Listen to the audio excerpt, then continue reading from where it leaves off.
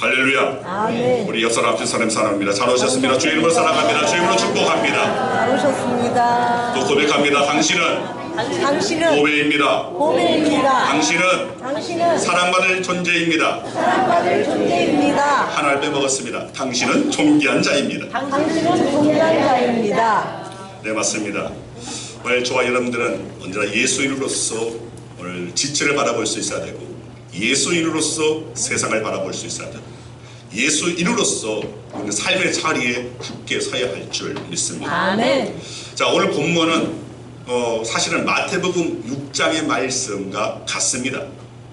그런데 마태복음 6장을 보지 않고 이 누가복음 12장의 이 본문을 가지고 제가 말씀을 전하는 이유가 있습니다. 그것은 오늘 전하고자 하는 그 메시지 가운데 가장 부합된 말씀이 바로 이 누가복음 12장에 있기 때문에 그렇습니다. 자, 그것은 오늘 본문 중에 32절입니다. 자, 32절을 보면 예수님께서 제자들을 향하여서 적은 무리여 무서워 말라라고 말씀하십니다. 자, 여기에서 적은 무리라는 말은 두 가지 의미로 해석될 수가 있습니다. 자, 첫째는 숫자적으로 적다라는 의미일 겁니다. 그리고 두 번째는 질적으로도 힘이 없다라는 의미일 겁니다. 당시 예수님의 제자들은 12명이었습니다.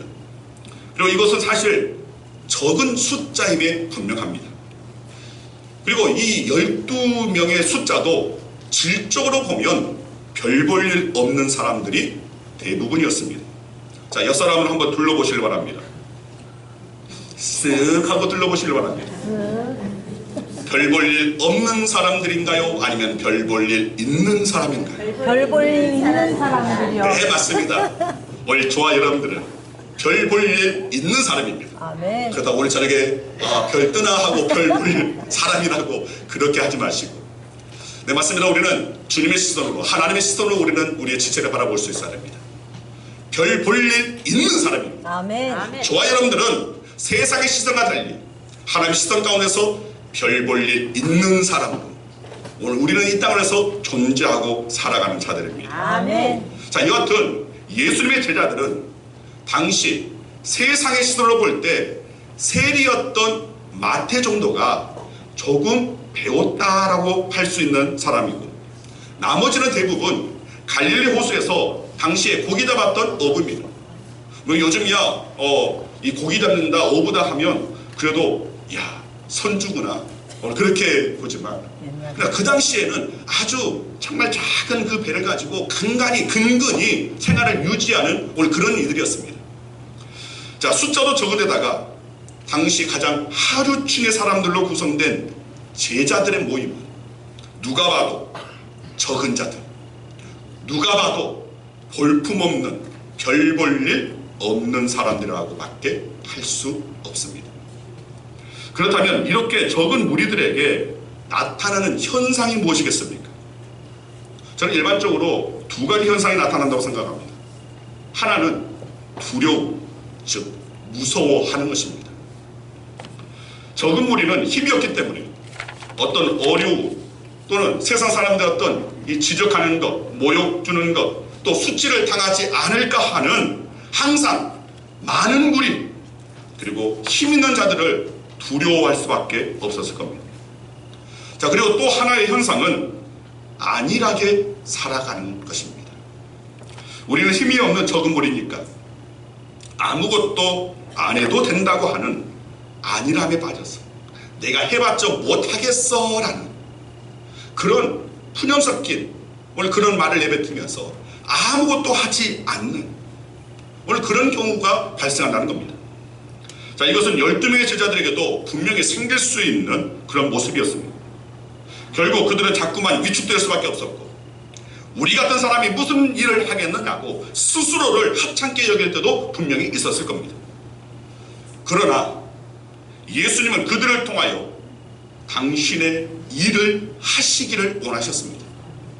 적은 숫자를 통하여서 주님의 뜻을 이루기를 원하셨고, 능력 없는 변방의 어부 출신들을 통하여서 땅끝까지 복음이 전파되기를 바라셨던 겁니다. 아멘.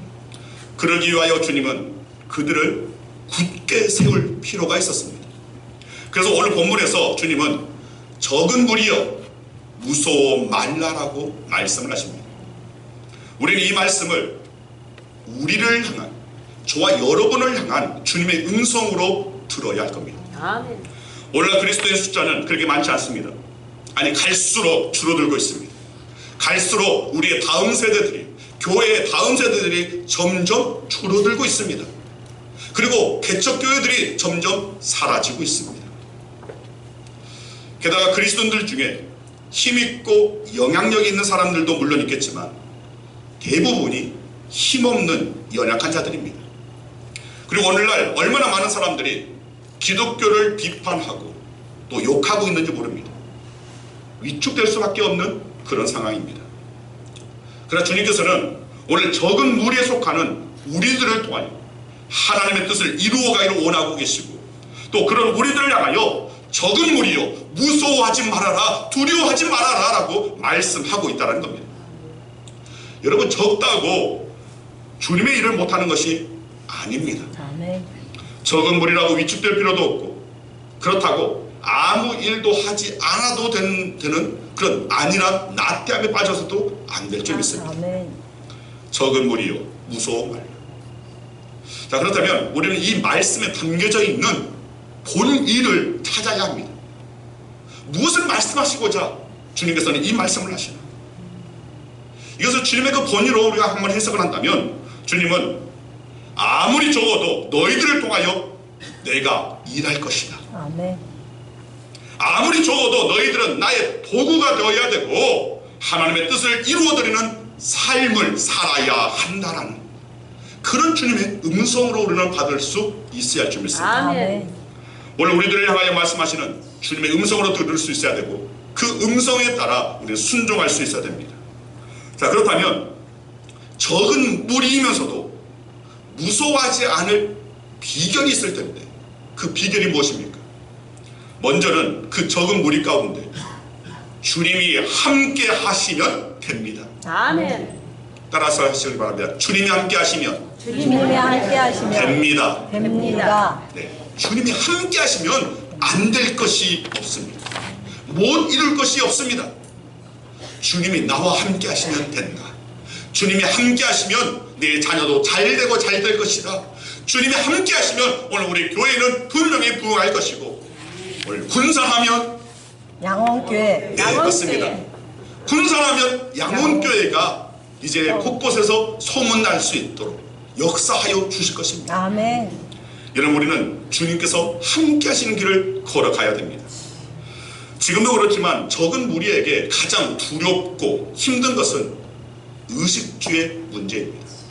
즉 가난입니다. 거기다가 당시의 상황은 오늘 우리들의 상황보다 훨씬 이 가난에 대한 이 두려움이 많았을 겁니다. 그런데 주님은 적은 무리 제자들 향하여서 앞서서 하시는 말씀이 무엇을 먹을까, 무엇을 마실까 염려하지 말라고 분명히 말씀하십니다.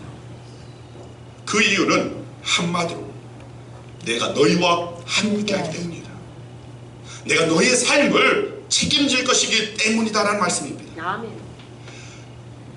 이 말씀을 한번 정리해보면, 수많은 초목과 새들을 먹이시고 기르시는 하나님, 그것들보다 훨씬 더 귀하고 소중한 존재인 너희들을 기르지 않겠느냐? 너희들의 삶을 책임져 주시지 않겠느냐? 믿음이 적은 자들아 염려하지 말아라. 이 말씀을 하고 계신 겁니다. 여러분, 아무리 숫자가 적어도 하나님이 함께 하시면 두려울 것이 없습니다. 아멘. 하나님이 함께 하시면 걱정할 것이 없습니다. 아멘. 정말 중요한 것은 숫자가 많으냐 적으냐보다는 그 숫자 속에 하나님이 함께 하시는 것이냐 아니냐가 중요한 것입니다. 그 숫자 속에 하나님이 계시냐 안 계시냐, 이것이 관건입니다. 아무리 숫자가 많아도 하나님이 함께 하시지 않으시면 그 많은 숫자는 필요 없는 숫자입니다.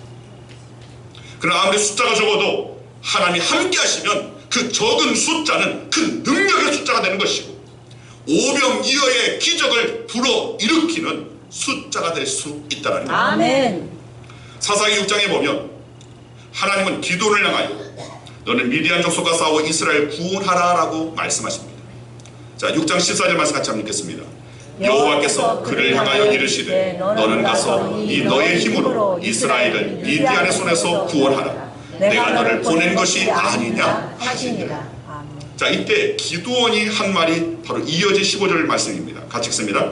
그러나 기드온이 그에게 대답하되 오 주여 내가 무엇으로 이스라엘을 구원하리이까? 보소서 나의 집은 므낫세 중에 극히 약하고 나는 내 아버지 집에서 가장 작은 자니이다 하니. 자, 기드온이 말하기를 나는 힘이 없습니다. 거기에다가 우리 집안에서도 나는 가장 보잘것이 없는 그런 존재입니다 라고 말을 하는 겁니다. 자, 여기 하나님께서 말씀하십니다. 16절 말씀 같이 읽습니다. 여호와께서 그에게 이르시되 내가 반드시 너와 함께하리. 네가 미디안 사람 치기를 한 사람 치듯 하리라 하시니라. 무슨 말입니까? 하나님이 함께 하신다는 약속을 주신 것입니다. 이후 기드온이 군대를 모집했습니다. 그때 모인 수가 32,000명이었습니다. 이 숫자도 사실 미디안 군대와 비교하면 뭐 그렇게 많은 숫자가 아니었습니다. 보잘것없는 숫자였습니다. 그런데 하나님은 그 중에서 10,000명만 선발하였고 22,000명을 돌로 보내게 하셨습니다. 그런데 그 10,000명도 이후에 많다고 하시면서 그 중에서 300명만 선발하여서 나머지 9,700명을 또 돌려보냈습니다.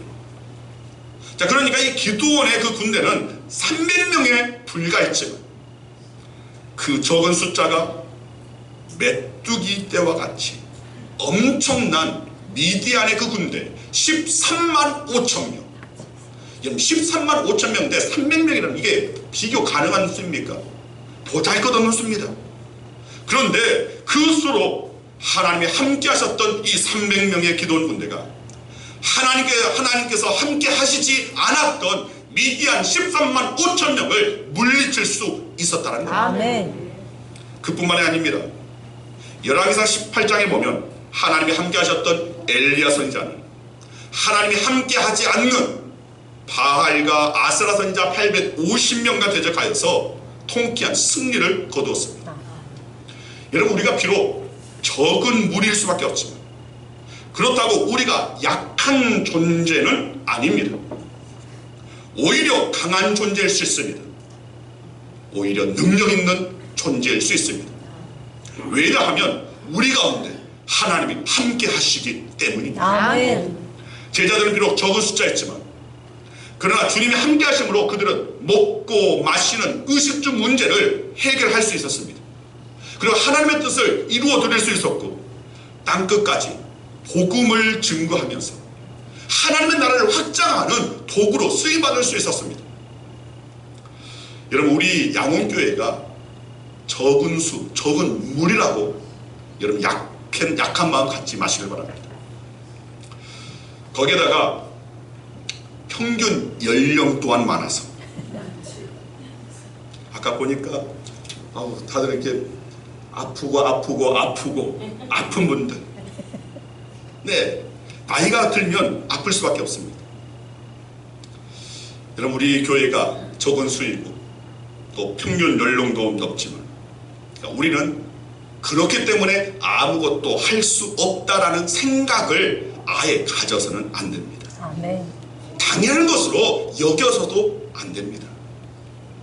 여러분, 하나님은 적은 자들을 통하여서 큰 일을 이루시기를 원하십니다. 아멘. 약한 자를 들어서 강한 자를 부끄럽게 하시는 주님이십니다.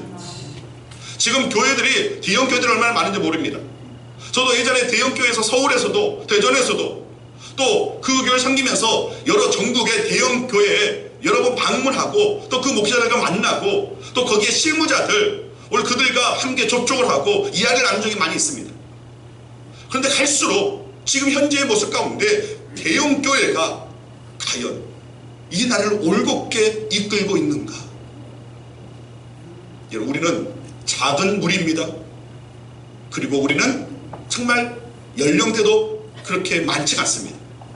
그러나 우리들을 통하여서 한국 교회가, 그리고 특별히 대형 교회들이 부끄러움을 좀 당했으면 좋겠습니다.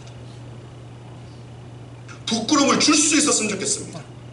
그래서 그들 안에서도 다시금 지금 우리가 달라지지 않을까, 우리가 변화되지 않을까, 이런 도전을 줄 수 있는 우리 양훈교회가 되었으면 하는 바람입니다. 아멘.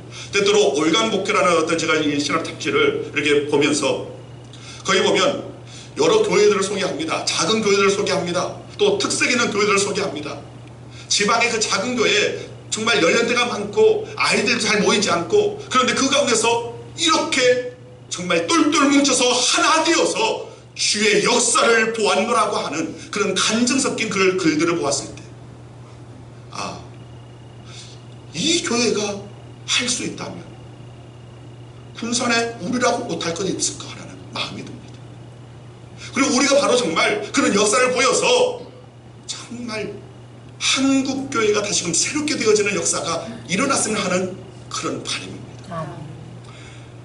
오늘 우리는 작지만 우리를 통하여서 하나님께서는 큰 일을 능히 하실 수 있는 분이라는 사실을 우리는 기억할 수 있어야 됩니다. 아멘. 자, 두 번째로 적은 무리일지라도 두려워하지 않을 수 있는 비결은 그 나라를 소유하는 것입니다. 자, 32절 말씀 다시 한번 같이 읽습니다. 적은 무리여 무서워 말라. 너희 아버지께서 그 나라를 너희에게 주시기를 기뻐하시느니라. 자, 여기에서 그의 나라는 바로 하나님의 나라, 곧 천국을 말하는 것입니다. 사도 바울은 빌립보 감옥 간수에게 주 예수를 믿으라, 그리하면 너와 내 집이 구원을 받으리라 라고 선포했습니다.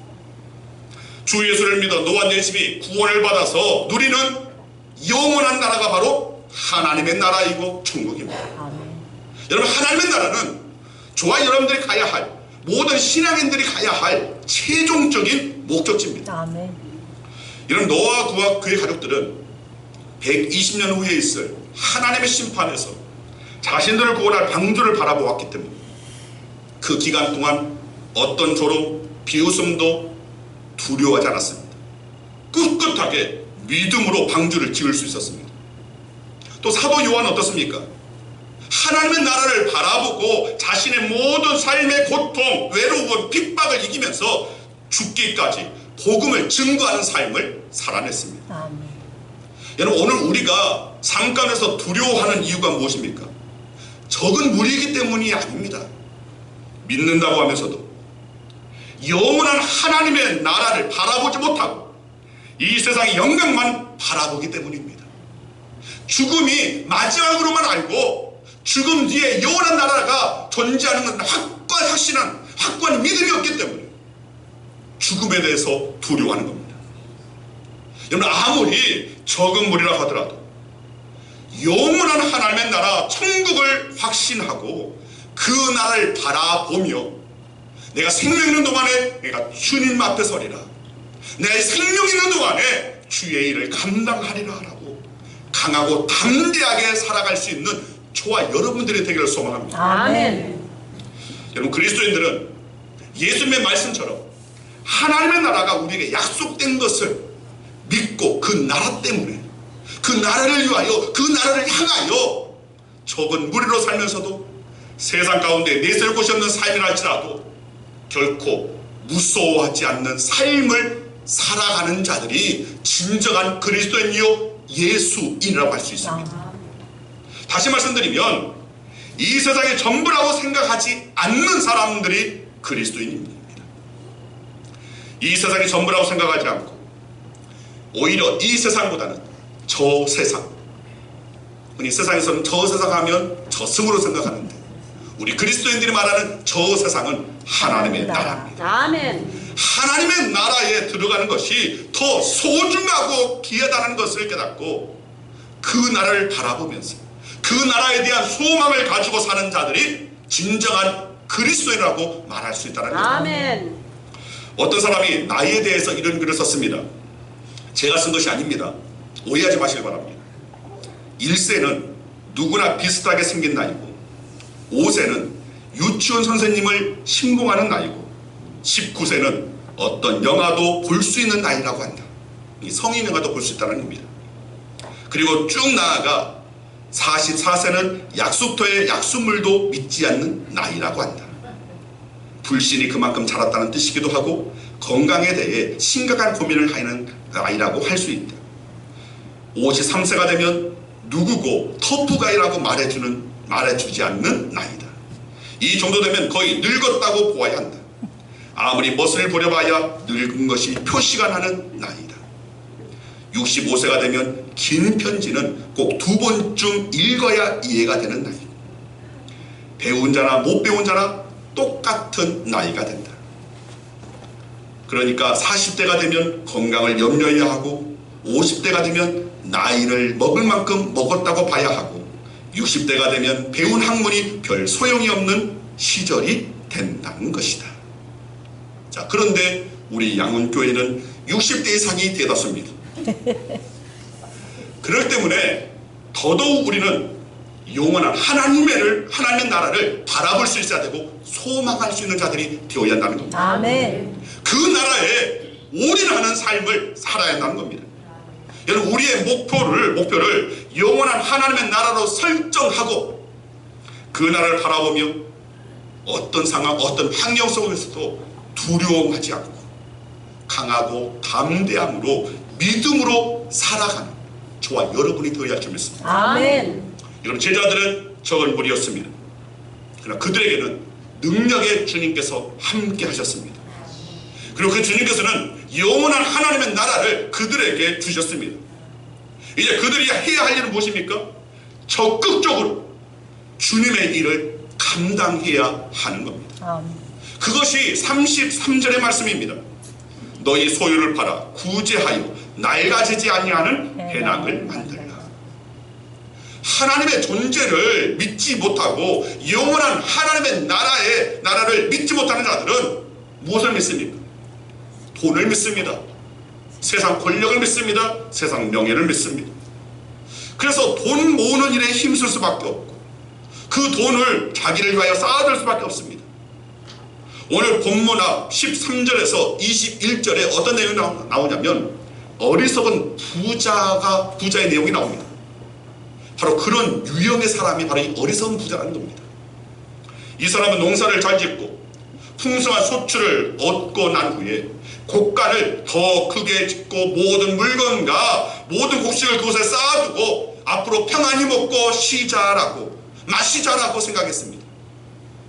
그런데 어리석은 부자의 생각에는 하나님이 없었기 때문에 하나님의 은혜도 다른 사람의 배고픔도 없었습니다. 오직 자기 하나뿐이었습니다. 이것이 바로 하나님도 없고 영원한 나라도 없고 이 세상이 전부라고 믿는 사람들의 전형적인 모습이라는 겁니다. 이런 삶은 결코 자랑스러운 삶도 못되고 축복의 삶도 아닙니다. 하나님께 영광을 돌리는 삶도 아닙니다. 여러분, 예수님은 제자들에게 오히려 가난한 자들을 생각하면서 도움을 주는 삶을 살라고 말합니다. 소유를 팔아서 구제할 때 그것이 낡아지지 않고 헤어지지 아니하는 배낭을 만드는 것이다 라고 말씀을 하신 겁니다. 여러분, 우리가 갖고 있는 중에 가장 귀한 것이 무엇입니까? 저와 여러분들은 예수인이고 거짓 그리스도인이 아니라 진짜 그리스도인이기 때문에 저와 여러분들의 대답은 동일해야 됩니다. 우리가 갖고 있는 가장 소중한 것은 다름이 아니라 믿음입니다. 아멘. 이 믿음을 우리는 갖고 있습니다. 아멘. 그렇다면 오늘 우리들이 세상의 어리석은 자들, 하나님이 없다고 하는 자들, 이 세상의 삶의 전부인다고 알고 있는 자들, 그들을 향하여 우리는 우리의 믿음을 전할 수 있는 자들이 되어야 한다는 겁니다. 아멘. 우리는 적은 머리로 존재하지만 적기 때문에 아무것도 하지 않아도 괜찮은 무리는 결코 아닙니다. 우리는 주님의 뜻을 이루어가는 하나님의 동역자가 될 수 있어야 됩니다.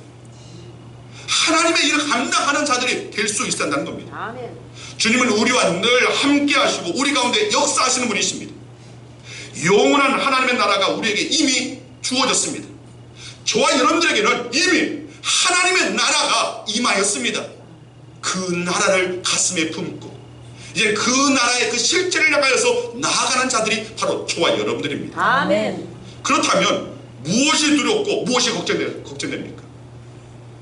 우리에게 주어진 영원한 하나님의 나라에 복을 쌓을 수 있는 우리는 적극적이고 능동적인 삶을 살아낼 수 있어야 좀 있습니다. 아멘.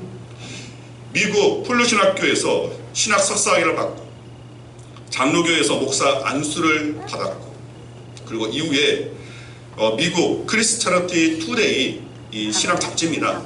이 편집장으로 활동하고 있는 마크 갤리라는 분이 쓴 책이 있습니다.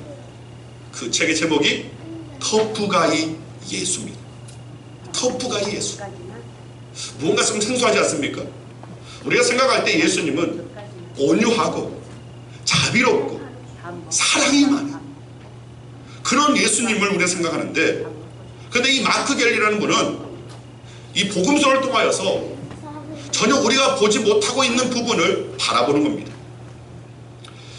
조금 다른 시선으로 이 복음서의 말씀을 살펴보니까 예수님의 그 거침없는 행동, 마치 터프가이처럼 아주 터프하게 행하시는 그 행동을 주목했습니다. 특히 당시 아무도 건드리지 못했던 율법에 정통한 서기관들과 바리새인들을 향하여 정말 가감하게 그렇게 외칩니다. 그들을 대면 그 면전에 화 있을진저 서기관들과 바리새인들이여 라고 그렇게 외쳤습니다. 강하게 책망하셨던 그런 장면, 또 예루살렘 성전에 들어가셔서 당시 환전하고 매매하는 사람들의 상을 뒤엎으시면서 내쫓으셨던 장면 등에 주목하면서 때로는 강하게 꾸짖고 때로는 죄에 대해서 단호함을 보이신 예수님을 걸어서 터프가이 예수라고 지칭한 겁니다. 그러면서 그가 하는 말이 우리 성도들도 때로는 터프가이가 되어야 된다, 터프한 그리스도인이 되어야 한다라고 주장합니다. 그렇다고 오해하지 마시기 바랍니다. 여러분들이 강화문에 가서 뭐 투쟁을 한다든지 그런 터프함을 말하는 것이 아닙니다. 주님께서 맡기신 일에, 주님께서 우리에게 주신 그 사명을 감당하는 일, 그 사명을 완수하는 일에 주저하지 않고 거침없이 전진하는 열심과 열정에 불타오르는 갖는 그리스도인이 되어야 한다는 말입니다. 내 가슴 한복판에 십자가를 세우고 또 속죄에 불타는 사랑을 담고 이불로 하나님을 불같이 사랑하고 또 이불로 사람을 불같이 사랑하는 그리스도인이 되어야 한다는 것입니다. 가슴에 타오르는 예수 생명의 불, 가슴속에 활활 타오르는 예수 사랑의 불을 소유하고 나아가는 그리스도인이 되어야 된다라고 말을 하고 있는 겁니다. 왜냐하면 너무나 그리스도인들이 세상 가운데 작아지고 작아져서 정말 세상의 이 잘못된 흐름 가운데 함께 휩쓸려 가고 많은 이 그리스도인들, 또 죄의 그 본성과 싸워 한없이 초라하게 지고 마는 그리스도인들.